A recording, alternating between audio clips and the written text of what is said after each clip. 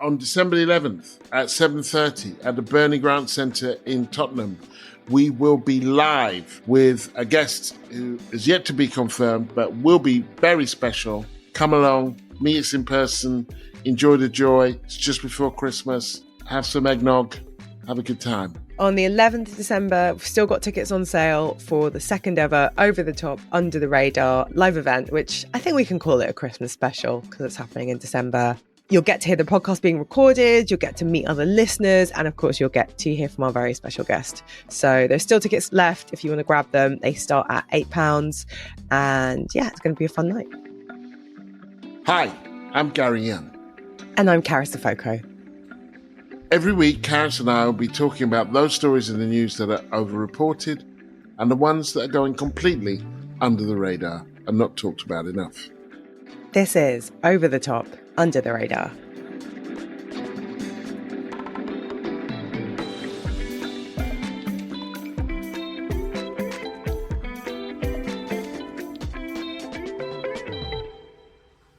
So, Karis, how you doing? Do you know what? I'm cold. You're cold. Let me see. Just permanently cold, basically England, from now until November. Yeah, I think from now until about April, basically my hands and feet will be permanently cold because I'm tall, and so it's hard for the extremities to stay warm. How are you? Well, I'm better than that. I was at Wortley Hall, which is sounds like a there's a stately home. connection with the podcast. It's a kind of trade union owned facility, kind of in between Sheffield and Manchester. And following our event with Zara Sultana, who is kind of one of the key parliamentary lobbyists is the wrong word, but I guess lobbyists or representatives for the FBU, the Fire Brigades Union, I was asked if I would go and do a talk at their political education week. That was fun. That's nice. And I mean, I think the thing everyone wants to know is, did you wear the beanie? Have you wearing the beanie? You know, I think I did wear the beanie. I have been wearing the beanie. Well, hang on. I think you put juju on my beanie. So what are you talking about? I lost my beanie yesterday. I lost it. No. Yeah. Okay, interesting that your first reaction is that I did juju on the beanie. Yeah, I think that's some West African prejudice there. I was very supportive of the beanie. I've been supportive of the hat. I was pro it. I said it was chic. I'm not out here trying to juju your beanie. Okay, listeners, does anyone remember her saying it was chic? You call me a hipster. Yes. Yeah, well, I said it was chic. I screenshotted it. I called you a hipster. These are all sort of, it's a form of compliment. And just for those who don't know, juju's kind of like dark magic, like casting a spell. It's big in West Africa, but I did not do it. I do not practice juju, for everyone listening. I'm very sad about the hat. Are you going to replace it? Of course. That's the real question. I mean, here's the thing with me. Like, I get something that I like. That could be my Harlem top. It could be prawn korma. It could be my beanie hat. And then if I like it, then I just get more of it because I know I like it. So I got 3 Harlem tops, 2 red, 1 black. And that explains okay, 2 red, that makes a lot of sense. And I like my beanie. So I got a bunch more. Actually, they were coming before I'd even lost it. Wait, have you branched out in the sort of colour department? Not particularly, no. I saw some that were like bright yellow, mustard. It's all dark mustard, and unadventurous. I like a mustard on you. Like my Harlem tops and my prawn korma. It's not adventurous. It just works. I've never actually had prawn korma. You know, my brother, he of the fancy snacks, I was at his house getting Indian food. This was like last year, the year before. He said, "What do you want?" And I asked for a king prawn korma. And he said, no. He was just like, "I'm not getting you that." Like, it was like, I know. It's just like, "I'm not getting you that." Did you get a reason? I'll get you a boot. Yeah, it's just like, that's not proper. I mean, it's true. It's not, well, it's just like, it's like that's kind of child's food. Like, that is, like, you got your creamy almond thing. I mean, I don't know that he said all of that. It was implied. It was implied with the hard no. That is not proper Indian food. It was like one of those Italian waiters where they say, "Do you want," in Italy, where they said, "Do you want red or white wine?" And you say, "White, please." And they say, "No." No, you can't. I mean, it was a very Italian energy. I feel like Italians have a lot of somewhat arbitrary food rules that if you break, they look at you like you've just like harmed a puppy. Example, trying to have a cappuccino after like 11 a.m. They're just like, absolutely not have an espresso, you animal. Yeah, it's that thing of like, I cannot in all good conscience order you a korma. I cannot allow you. It's just like, that's not, I won't enable this. I won't enable be fair on you or me. Curry. Do it in the privacy of your own home on delivery. They may not be authentic, but I bloody love a creamy curry. So I'm kind of with you on that. But I respect your brother's right to just police your life, you know? Yeah. I'm an elder sibling. We've got to be allowed to sort of keep you people in line. Okay, we've had a nice tweet. It wasn't about your beanie, weirdly. Oh. Libby Brooks on X got in touch and said, the latest episode from @OverUnderPod is just brilliant on the need to be curious about the US election result. The nonsense of demographics is destiny, and the pearl clutching commentariat. Oh, that was nice and snappy. The pearl clutching, I am very tired of. There's been a lot more of it the last week. I know. Where do they get the pearls from? A big shout out to the people who signed up to Patreon this week. This week's new signups are Jamie, Andrew, Sheila, Emily, Kalkadan, I hope, Rob, Caroline, Claire, Andrea, and Eliza. Thanks so much to all of you. We now have 332 paying Patreon supporters. Thank you so much to every one of you. It really helps us out if you support the podcast financially. We have a target of 400 Patreon supporters to reach by Christmas Day, the 25th of December. Honestly, everyone that supports us financially helps us to keep the podcast running long term, to make sure we can pay people and promote the podcast.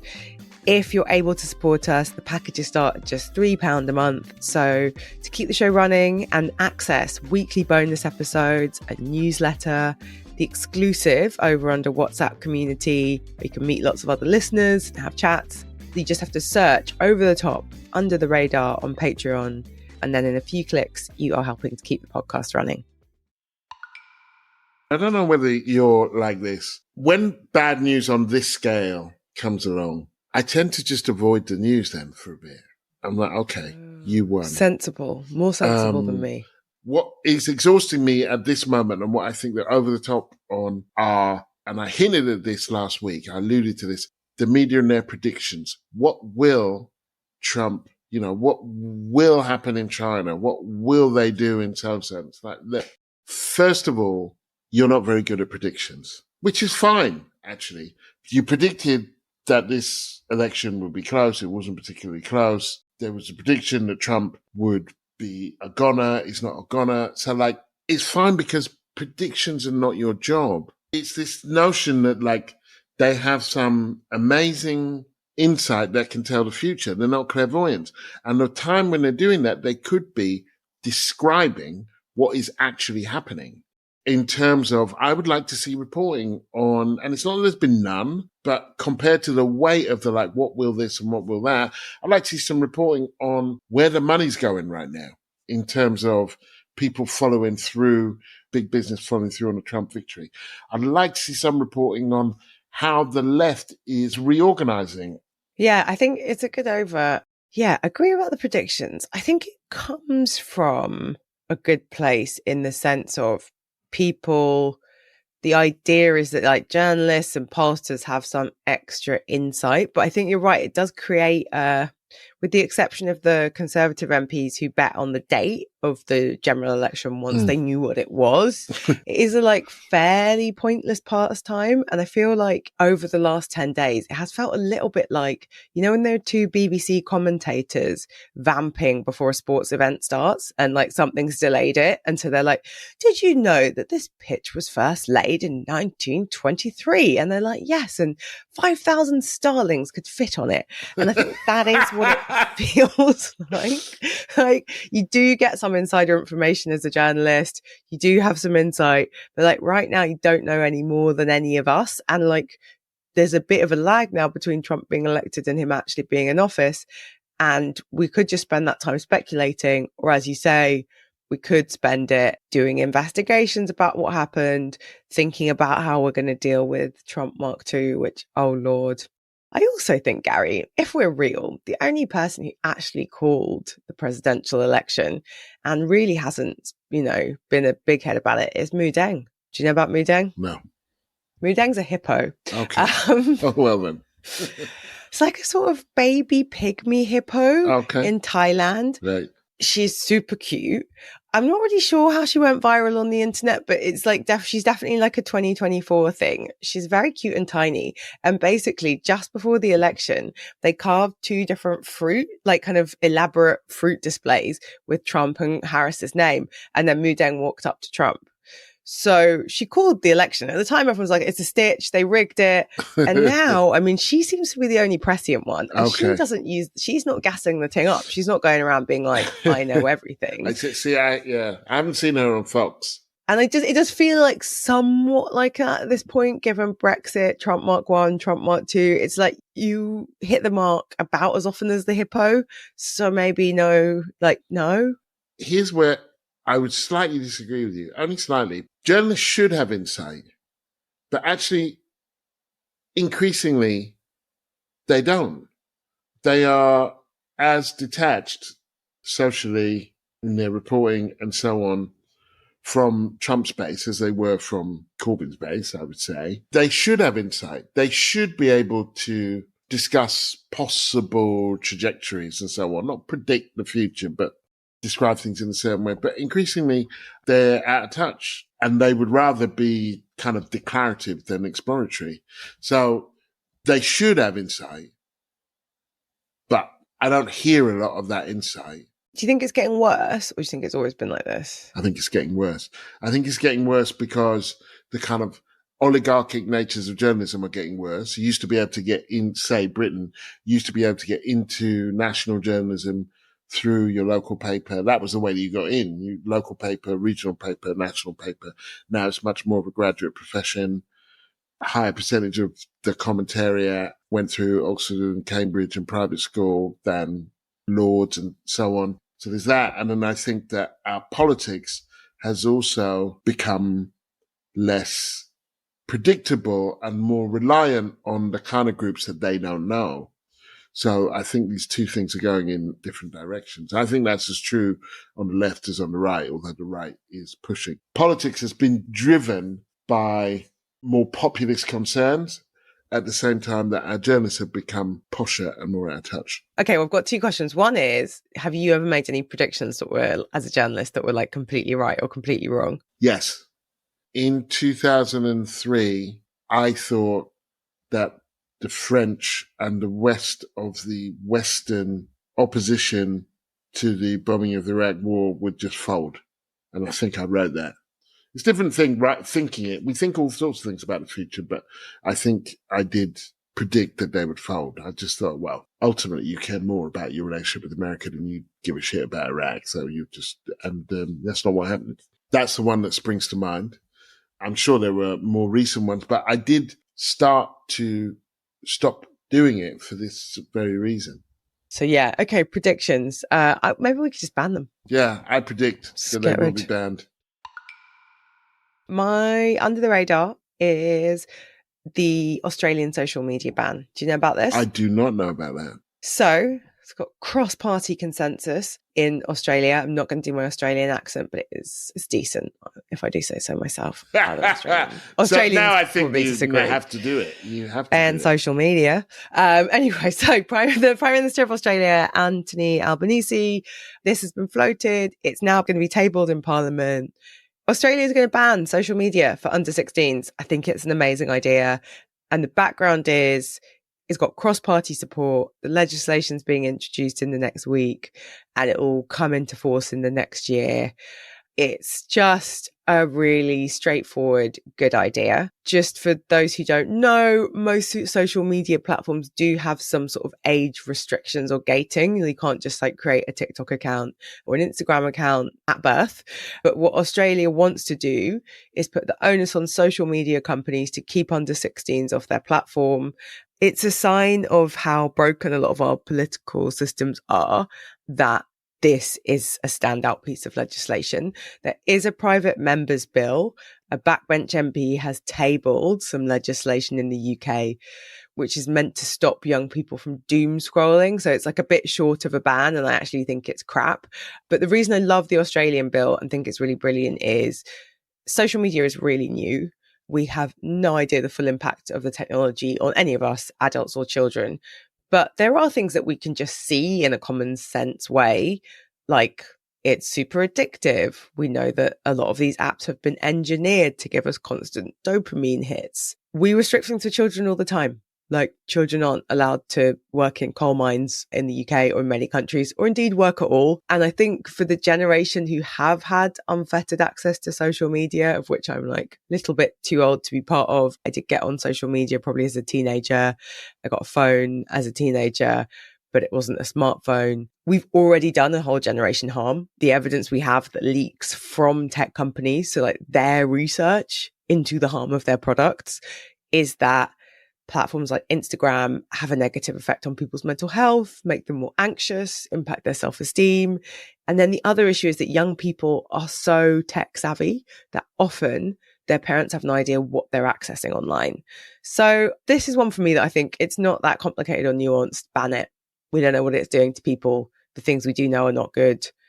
No one under 16 should be on social media platforms. So I like it. It's under the radar. We need to do it here. Yeah, ban it, Gary. Ban it. So, I agree with you about the negative effects of social media. And I have an 11-year-old. She doesn't have a phone. Most of her mates have a phone. It's very difficult to police. My question is, can you ban it? Like, is the ban, of course you can ban it. Will the ban be effective? We're only going to know if the ban is effective if we try it. But I would say it is the most effective option. The core of why I think banning it is essential is we can't trust tech companies to produce a safe product. They have no incentive to do so, and they are pretty demonstrably bad actors. So the UK equivalent, which is aimed at making social media less bad, is like going to a tobacco company being like, can you make fags like a bit more healthy and a bit less addictive? Or probably more accurately, going to a pharmaceutical company being like, could you price these drugs fairly for us? So it's like there isn't a clear way that we can ameliorate the harm. The harm itself is like pretty bad. You know, at its worst, you have people like Brianna Guy's mother, whose daughter was killed, like by other teenagers who had been looking things up online that if their parents had been aware of what they were looking, probably would have kicked them into gear. Brianna's mum herself had a trans daughter who she didn't know was accessing online materials about self-harm, about eating disorders. Like, the stakes are too high for us to mess about. And even if the ban isn't completely enforceable and some young people are still accessing social media, I think it's still a better and safer place to be than the one we are in now. It's hard to overestimate or like over-egg the pudding on quite how dramatic the impact of social media is on all of our brains and behavior. And it just feels so strange to me that something that's so new and so untested, we'd be happy to just put into the hands of some of the most vulnerable people in the world. I think there's a world in which in 20 or 30 years' time, social media is massively restricted for everyone. My joke with friends is that like this may be our equivalent of cigarettes. And like in 20 years' time, our kids and nieces and nephews will be like, what, you just had that phone in your hand all day? You slept with it near your head. You were just like scrolling on Twitter for several hours a day, even though it was run by Elon Musk. Like, I don't think it's clear social media is good for adults. Given the harms to children are pretty significant, I think a ban is the safest option. And also, technology companies have these huge lobbying arms. Some would argue if they put like half the resource that they put into lobbying into making their products safe, then we wouldn't need to be banning platforms. But these companies have spent billions of dollars to schmooze politicians. And so anything short of a ban, I think, gives them a chance to help to write the rules. And I'm really not a Luddite. I love technology. There are many magical and beautiful things about it. But the bad stuff is pretty bad. And it's almost like we've forgotten that we can just tell these companies no. So my under is Mozambique. Recently, there have been riots, there have been demonstrations. There have been shootings, deaths, and here's why. Last month there were elections. The ruling Frelimo party, which has run Mozambique since its independence in 75, so nearly 50 years, they say they got 70% of the vote. But there are widespread allegations of irregularity, vote stuffing, messing about with tabulations. Most people think they probably would have won by not that much. So the opposition party, which is called Podemos, the Optimistic Party for the Development of Mozambique, it also means Yes We Can, which is made up of disaffected Frelimo members. They put up a candidate for president. Their candidate is disqualified. There's another populist called Venancio Mondlane. He's got no party. So this centre-left opposition to Frelimo and this populist evangelical candidate, they decide to support him. Once you get the sense of the vote stuffing and the ballot counting, there are protests. Podemos's lawyer, Elvino Diaz, says he's got the receipts. So they shoot him, and they shoot a leading member of Podemos. 2 people killed. That sparks a massive 4-phase general strike that's led by Mondlane. Hundreds of thousands of people across the country gather, they protest. Thing about Mondlane, however, is that while he's attached himself for convenience to this centre-left kind of liberal socialist party, he's actually quite Trumpy. He's had connections with Europe's far right. He's praised Bolsonaro. He is not a reliable element. But at this stage, I think what's happening is all the opposition to Frelimo, which is considerable, even if it's not a majority, is gathering around him and Podemos. I hadn't heard any of that, and I do pay attention to headlines in African countries, so it's definitely flown very much under my radar. I'm not sure if it has other listeners. Yeah, I think you make an interesting point about this challenge of party of independence that then becomes the party of government, how and whether it's possible for there to be easy transitions of power. I think interestingly, it's not even just an African challenge. If you take a long enough view at American history, that is the Democratic Party, right? It was the party of quote unquote liberation from the British, George Washington's party. And it takes decades in the 1800s for other political parties to emerge. And initially, this is where I'm becoming a history nerd, but I promise listeners it will be a 10-second history lesson. Initially, parties that spring up like the Whigs or the Know Nothings, like the Whigs are basically, we're not the Dems. And then, you get the Know Nothings, you get the Republican Party, you get the Civil War. Won't try and do it justice on this podcast. But I think there's a similarity, right? Of you need all of this cohesion and unity to win independence from a colonial power. And a lot of the things it takes to be a successful liberation movement set you up really badly to be like a pluralist, democratic, the ANC is a good example because the ANC had to do a lot of things in secret and had a military wing. And then you're asking the exact same people to suddenly be really good parliamentarians. I also think increasingly, because we are in this connected world and because this trend of strong men who don't care a lot about democracy, but have a lot of simple answers to all of your questions are springing up everywhere. It just feels like we should be paying attention to every single one of them so that we can learn how to beat them. So yeah, it's sort of a scary one though. What do you think is going to happen? I have no idea. I wouldn't deign to predict. No predictions. But I don't know Mozambique well enough. I mean, one of the things that's interesting about Mondlane is that him and Podemos have found some place to be together, I think, because they don't share the same politics, broadly speaking, but they didn't have a candidate and he didn't have a party. But I think that you get into this place that you kind of described where it's like, we're not Frelimo, and that not being Frelimo, not being part of the ruling party, not being part of something that growing numbers of people, although I don't necessarily think a majority. I guess it's a case of like unlikely bedfellows. Yeah. It's also just some like really telling and depressing thing about people in power, right? The idea that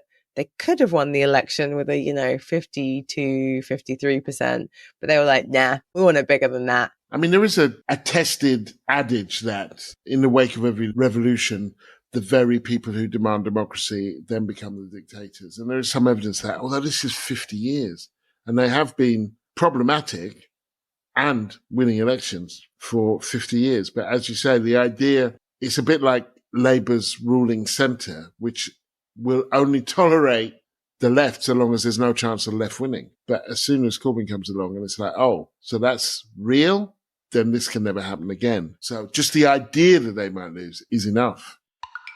My over the top for the week is a word. It's actually a word I quite like, but I think we have to lay it down.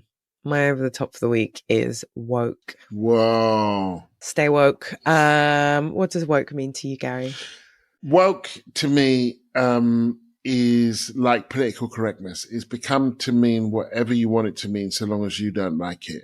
It's pejorative, it's a slur, and it's also been leveraged to the hilt. There's a law in Florida banning woke in education. There was something that was passed in the House of Representatives, and it means diversity and and anti-racism. Yeah, well, so I think part of the annoying thing and the reason I'm really over the word is that like that actually isn't what woke means, and it's one of those interesting words where because it's sort of slang, sort of pop culture-y, it's hard to be exactly sure who came up with it or where it first appeared, but you can go back to Marcus Garvey's speeches where he's sort of appealing to the crowd to like wake up. The sort of first official reference to woke is a New York Times op-ed, which has this amazing headline. If you're woke, you dig it, from 1962 in the New York Times, which was actually a novelist writing about white beatniks appropriating the word woke.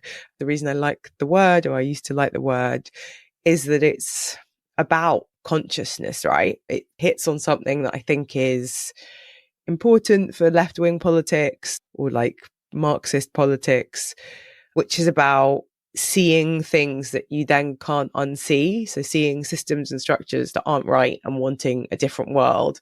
And that incantation, stay woke, which has been in a couple of songs, is like, don't switch that bit of your brain off, right?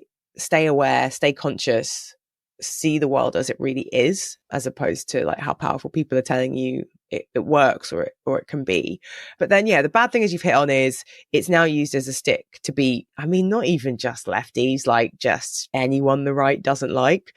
When I heard that Kamala Harris lost the American presidential election because she was too woke, or Democrats were too woke, I just felt like we'd hit peak woke and the word no longer meant anything. And like, let's just be really clear about this. Kamala Harris didn't run as woke. She didn't talk about her identity as a Black woman, or even really as a woman. It's factually inaccurate that Democrats ran as this woke party who were like super left and anti-capitalist.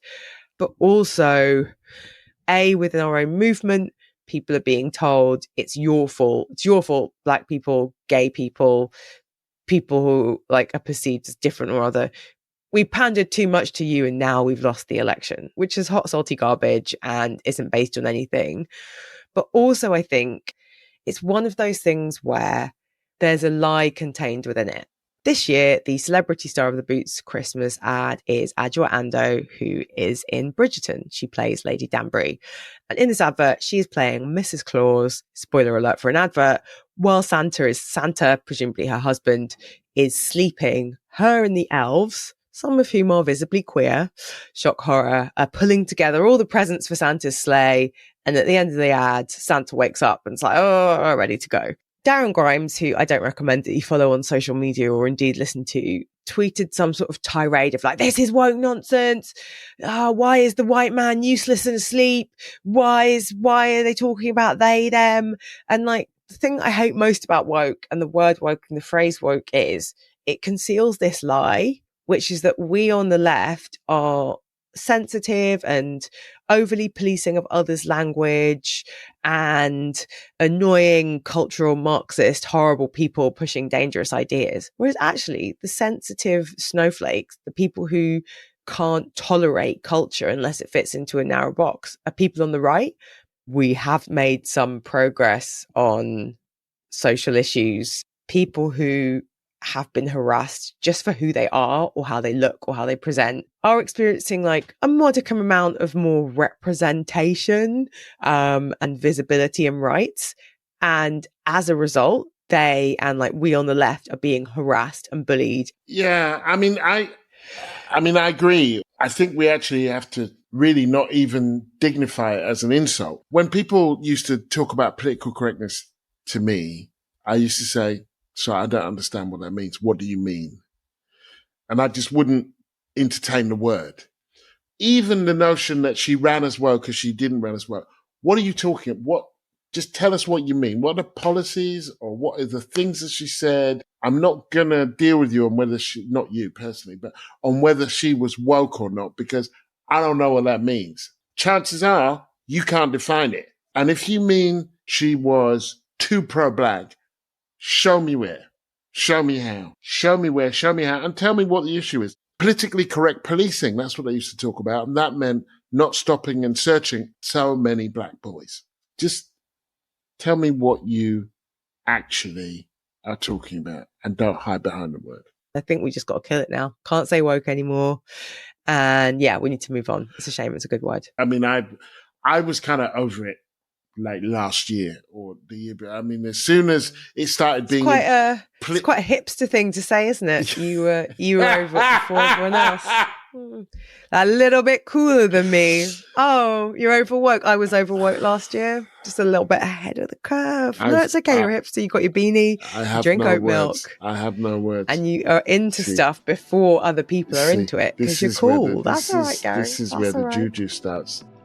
Thank you for listening to Over the Top and Under the Radar. Remember to like, subscribe, and leave a review wherever you get your podcasts. We're up for an award next week. Best Ensemble Award. Keep everything crossed for us. Yeah, next week we are going to the Audio Production Awards. Excitingly, the Unedited team, which is the production company that makes Over the Top Under the Radar, is up for 2 awards. So Gary and I are up for Best Ensemble Cast, and our production company, Unedited, is up for Production Company of the Year. You can't vote, but please keep your fingers crossed for us, and we'll let you know what the awards are like. If you do want to support the show, you can find us by searching Over the Top Under the Radar on the Patreon website. Thank you to everyone who does support us, and if you can afford to give some money to keep the show running, please do. You can sign up to our newsletter at overunderpod.com. And you can connect with us on social media. We have the same handle everywhere at over_under_pod_.